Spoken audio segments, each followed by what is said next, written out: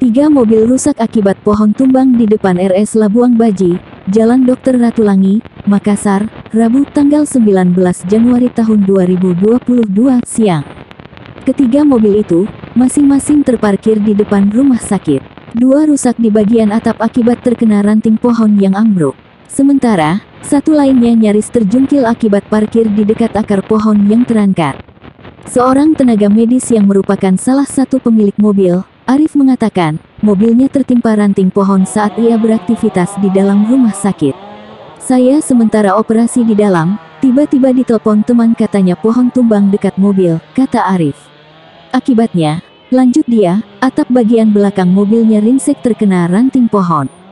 Kalau kerugiannya mungkin puluhan juta, karena saya juga belum lihat detail, ucapnya. Selain 3 mobil, seunit becak motor bentor yang terparkir juga rusak terkena ranting pohon. Sebelumnya diberitakan, sebuah pohon tumbang di depan RS Labuang Baji, Jalan Dr. Ratulangi, Makassar, Rabu tanggal 19 Januari tahun 2022 siang. Barang, tangkai hingga daun pohon menutup ruas jalan. Selain itu, seunit mobil nyaris terjungkil akibat akar pohon yang terangkat. 3 mobil juga rusak yang terparkir depan rumah sakit. Saat ini petugas dari Brimob dan Damkar serta DLHK mengevakuasi batang pohon. Akses jalan dialihkan ke Jalan Mapodang dari arah Veteran.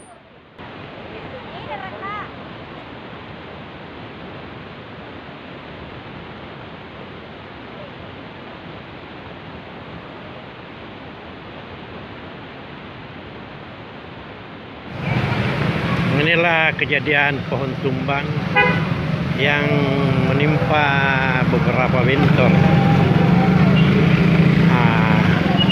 persis di depan rumah sakit Labuang Baji sebelah Ratulangi. Jadi kabel-kabel yang terseret dengan ada mobil yang terjungkal. Inilah saudara-saudara sampai membuat jalanan macet persis di depan pintu masuk Rumah Sakit Labuang Baji sebelah Ratulangi. Oke, demikian. Salam dari Om Kumis DP. Oke.